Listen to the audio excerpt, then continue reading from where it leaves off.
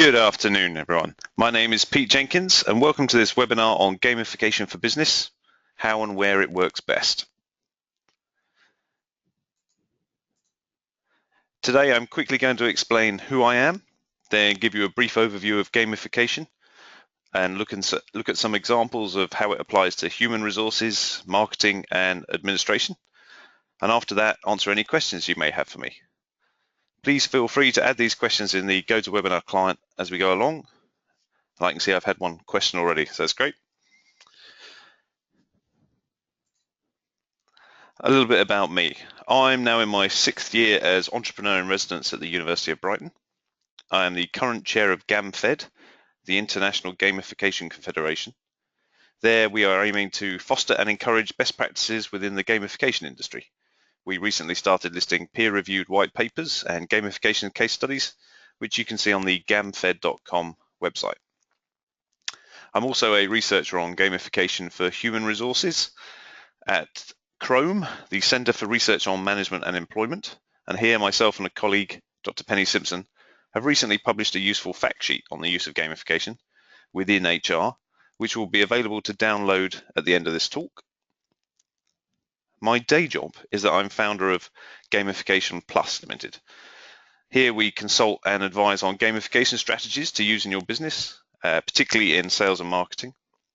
And before that, I ran an IT company that aimed to provide CRM, customer relationship management systems, to the UK business-to-business market.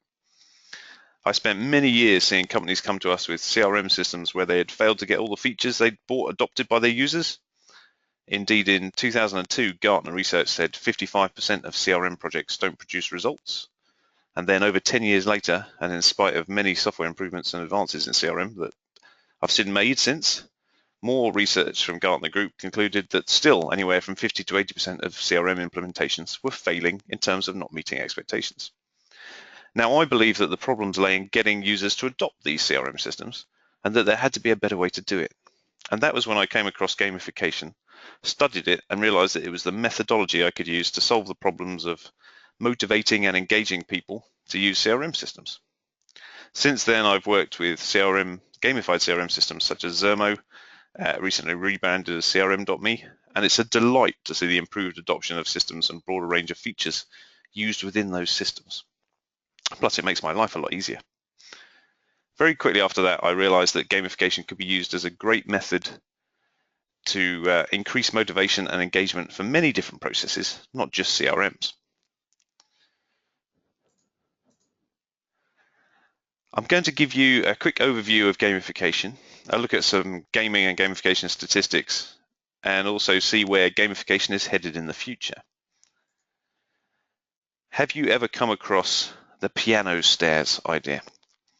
The issue here was how to get more people to use the stairs and not use the escalator, i.e. to get people doing more exercise. So Volkswagen, under their fun theory project, did an experiment in Stockholm where they basically obviously decorated the stairs as piano keys, but also set up electronic triggers under each one so that as you go up the stairs, it plays piano notes. And obviously, people started having fun going up the stairs. In fact, over the period of the experiment, 66% more people chose the stairs over using the escalator compared to normal. That's a nice little example of how you can add a little bit of gamification to a current process to have quite a big effect. So what is gamification? The traditional definition is that it's the use of game mechanics in non-game situations. A definition I like is that gamification is the process of making activities more game-like. It's much more about activity there, and because it's involving people, I think it's quite a nice definition. For marketing, for instance, this would mean that you're delivering interactions with your customers that are exciting, fun, and rewarding. I tend to think of gamification as the learnings from years of great game design that are now giving us a framework to practically apply knowledge that already exists in other areas, particularly from behavioral economics, motivational psychology theories, user experience design, and learning and development. And where's it headed in the future? Not so long ago, a researcher in Australia called Marigo Raftopoulos surveyed 304 case studies globally where gamification had been used. And one of the interesting outcomes for me was that gamification is becoming a catch-all word for businesses anyway. So businesses and corporates see gamification as not just gamification, but also including serious games, which is simulations, game-based learning, and playful experiences. And I think it's only going to go more and more that way. Gamification is a term that's now stuck. There's a link on the right-hand side of this slide to the actual research paper, and I'll make sure to upload these slides at the end of the session so you can look at the links at your leisure.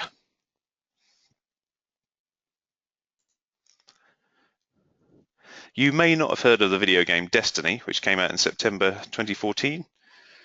It's a really good example of the size of the video game industry, as it had a budget of £310 million to make it. That's more than most films. Video games are hugely engaging, with potentially hundreds of hours of engagement from players compared to just a few hours for a good film or a book.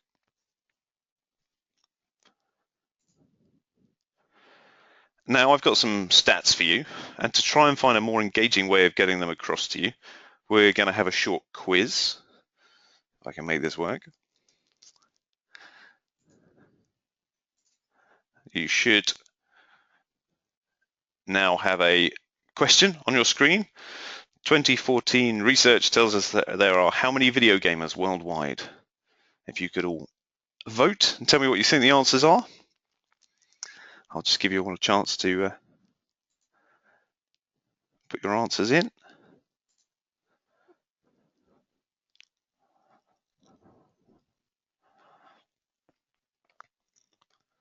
Just a couple more of you to vote, and we're there.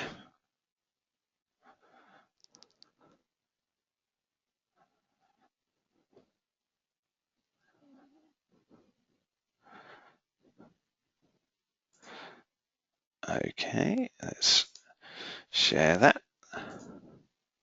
Well, you surprised me because you're all absolutely spot on. There are 1.2 billion video gamers worldwide. However, the next question may test you a bit more.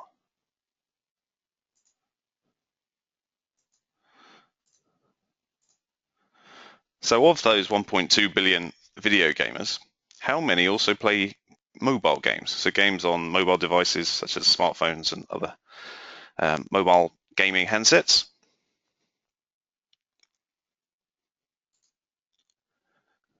Give you a chance to answer those.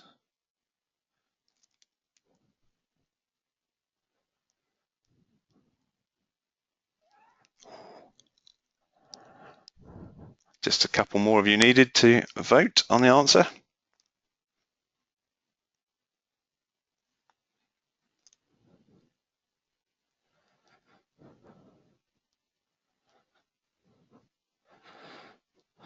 Okay, I think maybe the last one's not going to take a guess, so let's show your results. And most of you are correct. It is indeed 966 million, or 78% of all those video game players also play mobile games. That's from 2014 statistics. I suspect the percentage will only get higher and higher. My final quiz question for you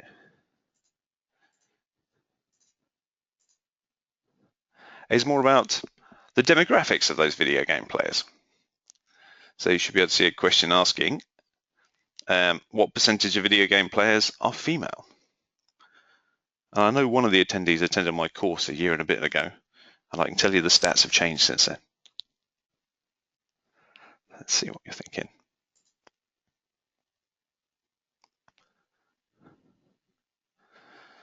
Just give you another few seconds to choose.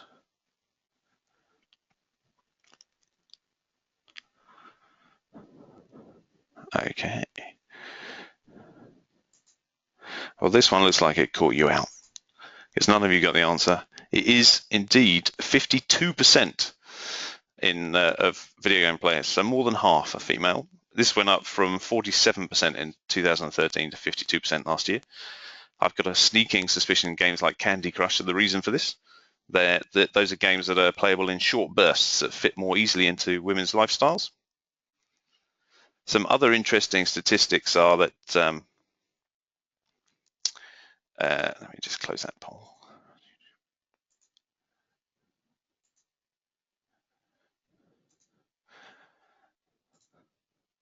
Other interesting statistics are that 51% of the UK online population already play mobile games.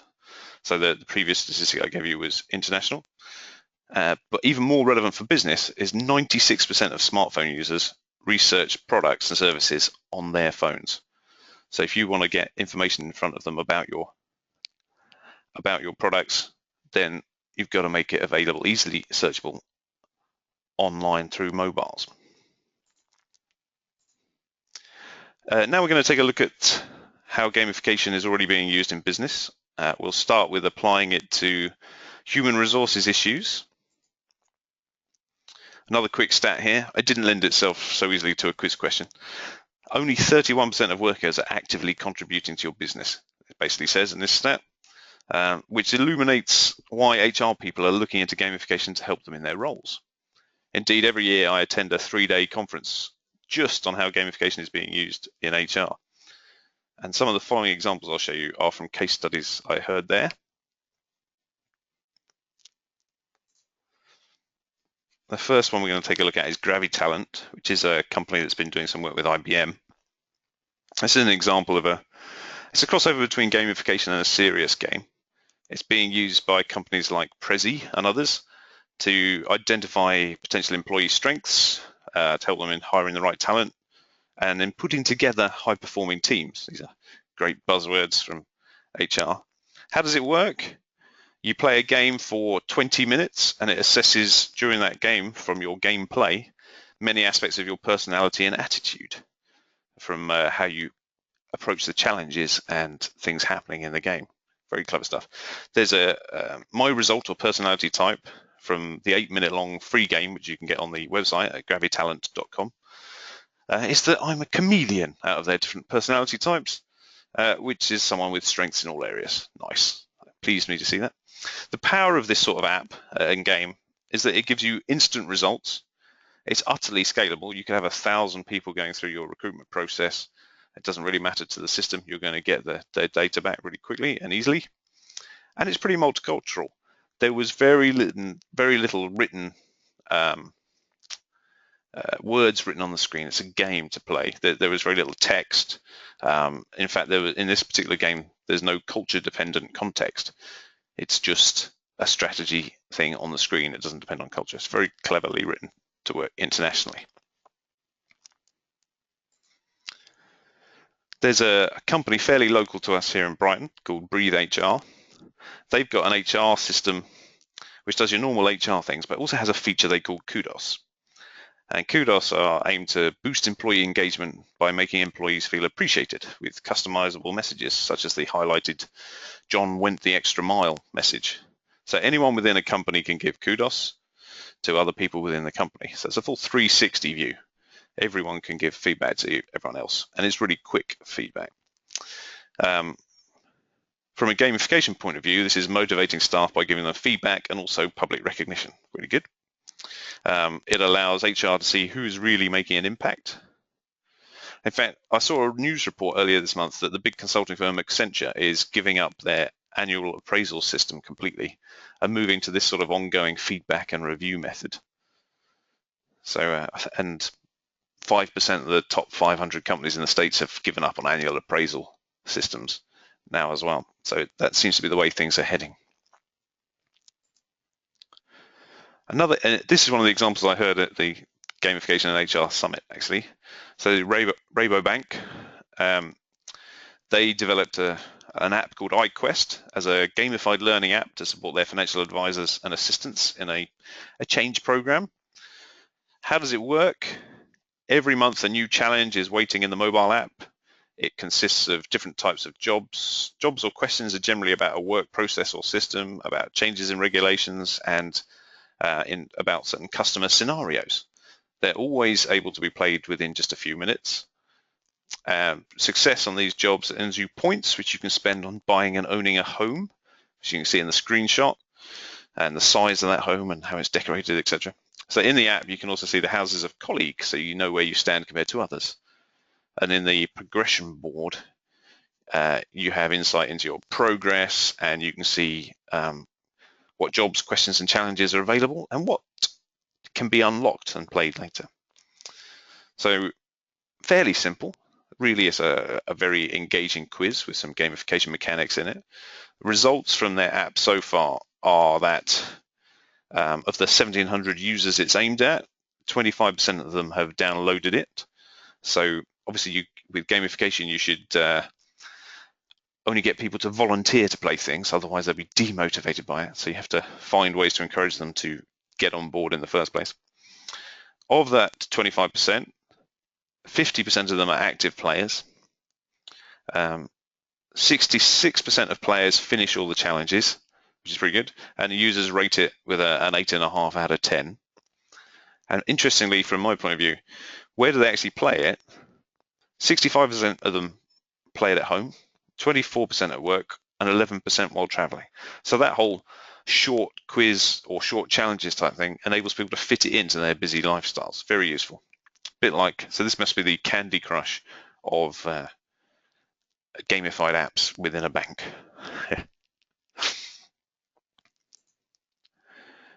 Now let's take a look at some marketing examples. I've done a lot of research into how gamification can assist with marketing. You should be able to download the resulting white paper on this, which is called Gamification is the Key to Mobile Customer Engagement, at the end of this webinar. In my researches, I've examined issues with current marketing channels, such as the sheer amount of communications that consumers and us receive from brands.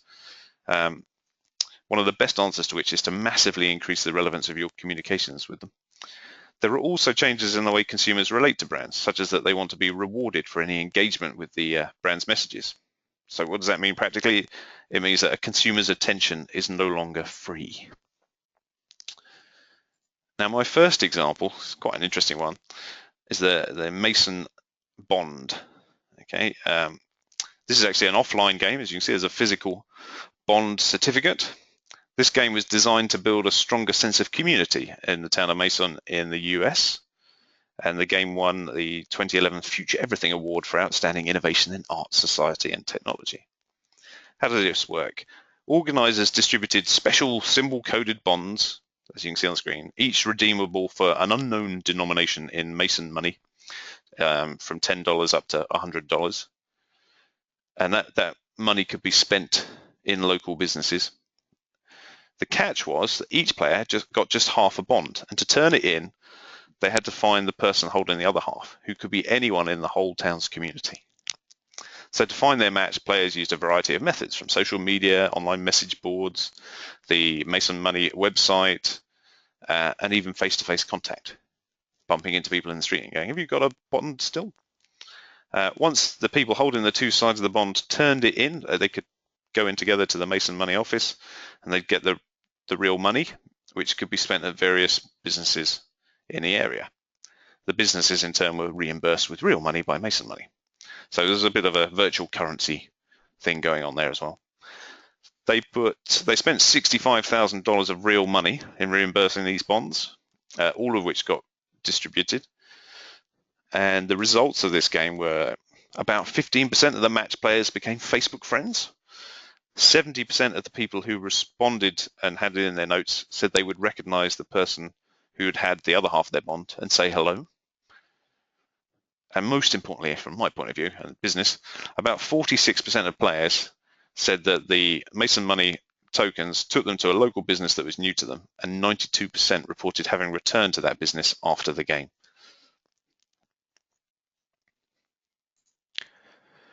Another example I like, this is about making free trials work better. Autodesk is some expensive, in effect, CAD design software. I think it was cost £3,000 or £4,000. They've always had a month-long free trial available. And what they noticed from their statistics was that if people did 5 key things during their free trial, that basically there were 5 really important bits in Autodesk software that make it a compelling product to help you in your career or what you do, then if they did those 5 things, they were more likely to buy. So what they came up with was they kept their month-long free trial, but did a gamified campaign throughout that month called Undiscovered Territory, that's sort of cowboy themed. And there were 5 challenges in the campaign. And obviously each challenge got you to do a themed challenge that got you to use one of those 5 key areas of the software. The challenge itself, and every month, all those who entered this challenge were entered into a draw to receive a free copy of the software. So a nice big prize potentially at the end.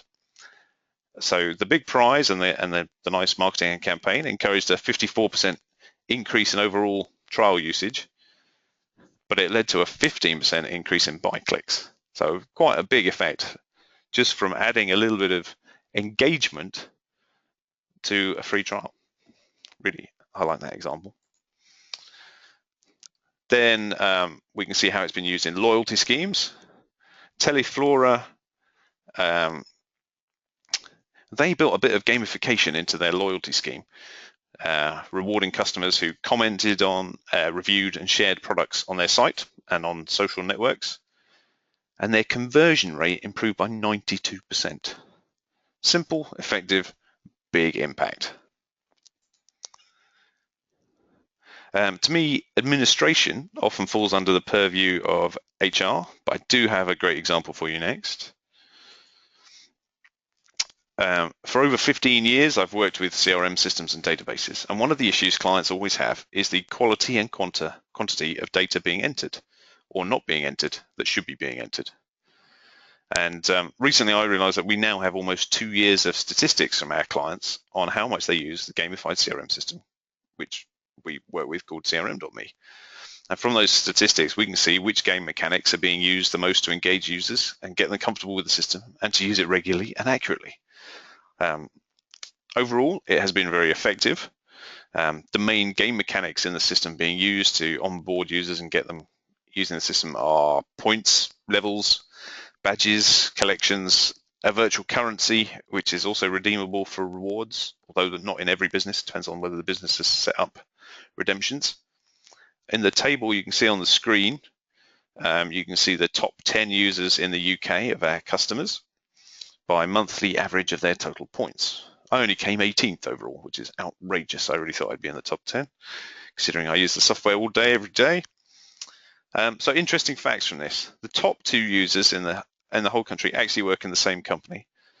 If you think about it, you've got the boss of that company right at the top, and their employee obviously has to work hard to keep up. That's a great example of how having a senior member of the team use a system empowers other people to use it well too. You've got to have management seen to be using and engaging in a gamified system. Laura in third has the most badges. That means, in terms of how the system works, that she's explored and used the most features throughout the CRM. So she's using potentially 21 different areas of the system, which means she's the go-to person in that business to ask for help on any aspect of the CRM. Great stuff. I know after the same day these stats came out, she was offered a promotion. I also know she didn't take it, but that's another story. But yes, should reward that sort of person. Emily in fourth is a new starter who's obviously highly engaged and adopting the system really well. We can see we've got collections of virtual goods, but these are really hard to complete. And we can see here that not everyone is motivated by these collections. So although we talk about collections a lot in gamification, if you make them too hard, it only motivates some people. Funnily enough, all those people at the top who haven't got many collections probably could finish them off very easily, but they haven't been motivated by them. From our analysis of these stats, we can see that any user who's achieving a monthly average of around 10,000 points or more is a highly engaged and successful CRM user. Above 5,000 points per month seems to mark out a competent level user. So we've got lots of different levels of engagement. This is really useful feedback to both players and managers, and particularly to managers when a new starter is coming on board to see whether they're adopting a system. So we could apply this sort of concept to any in-business process or system.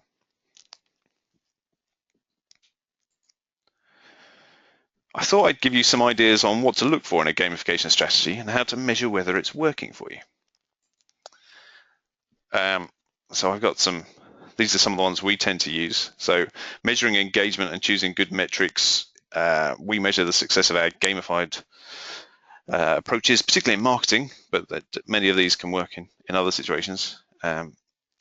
We should be choosing to measure behaviors that directly or indirectly relate to our business objectives. For example, Your goal might be to increase brand awareness, but your target behavior could be for more customers to like your Facebook page. So with revenue, that'd be particularly if you can buy products from within an app, but any revenue generated by the gamification, how many downloads of your app, how many likes of a page, perhaps it's physical footfall, and maybe you can measure it through check-ins in an app, content views per user, so people looking at particular products, pages on the website, pages in the app, things like that. How much time is spent in the app or the website? That's a really good indication of how engaged they are. And then frequency of visits to an app or website, that's a sign of how loyal they are. And then you've got daily active users, monthly active users, those are frequently used metrics as well. And then from the gamification point of view, even more, we're looking at how much they participate in games, in forums, in competitions. From a marketing point of view, it's great to track volumes of user-generated and shared content, which is often part of a gamified marketing campaign. And of course, the viral spread of word about your brand through total social media mentions and how many people are being invited to the app or competition or whatever it is you're doing. And obviously, how many social media followers you've got. So we've got Facebook page likes, but also you should be tracking Twitter followers and whatever other accounts you're using.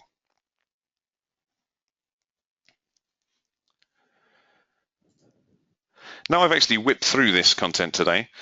So that concludes my exploration of how and where gamification works best in business. In essence, it works anywhere you have people involved where you want to motivate more of a particular behavior, whether it be to get a customer to keep coming back to you or a staff member to be more productive and engaged in your business. A quick pitch for some more courses on gamification being delivered by me and colleagues and available through the University of Brighton. Starting in September, we have a postgraduate module in gamification for business. Running over 4 weeks, this will give you skills in critically understanding and applying gamification to business and would make a fine start to an MBA course or something similar if you were so inclined. And we also have one-day workshops available, generally which are delivered into a business. So they're now set up for being delivered for a team of people within the same business. That seems to work best. And available in applying gamification to sales and marketing, to human resources, and to foster creativity and innovation.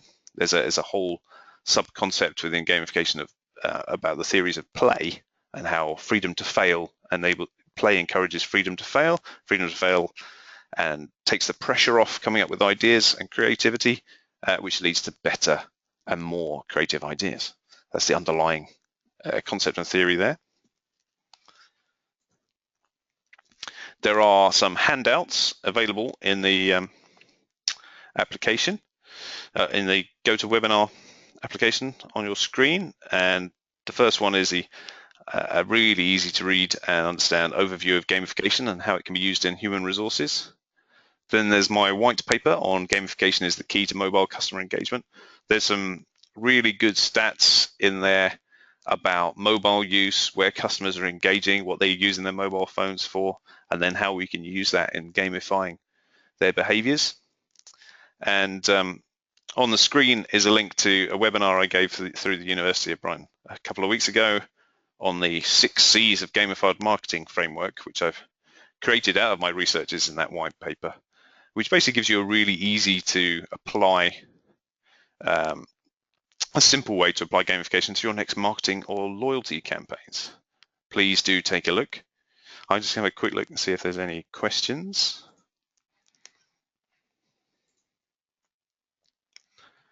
I'll give you a chance to put some questions up, and while you're doing that, I'll see if I can load up the slides from this into the handout section.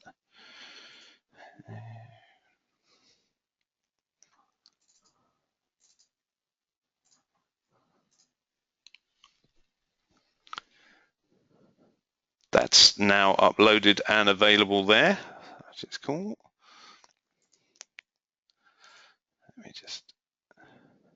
We do have questions. One of the questions is, how much is the module at the Uni of Brighton? Actually, doing it through the university is quite a cost-effective way of doing one of these courses. It's £1,300 to do the module. That's 40 hours of guided learning, plus obviously lots of content and books and other workshops and seminars, workshops and practical building of games that we'll be doing. And get in contact if you want to know any more about that, and I'll send you a link to all the information about the module. I've got a question about examples of gamification in e-learning, or know of any e-learning companies that are doing gamification well. That's actually quite a big question, but Brighton itself is full of e-learning companies that think they're the bee's knees in gamification, so there's quite a lot going on. One of the best ones I've come across isn't based in Brighton. It's called Growth Engineering. What I particularly like about their platform is that you can upload any existing e-learning content you've got really easily to it, and they've got a gamified framework around it, which is pretty effective. So that's probably one of the fastest ways to get up and running with a gamified e-learning project.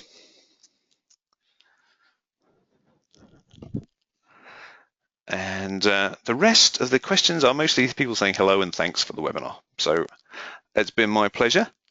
It just remains for me to challenge you to think about how gamification could help you in your business. Thank you for your attention. Please reach out and connect with me on LinkedIn, and see you again soon, I hope. Thank you very much.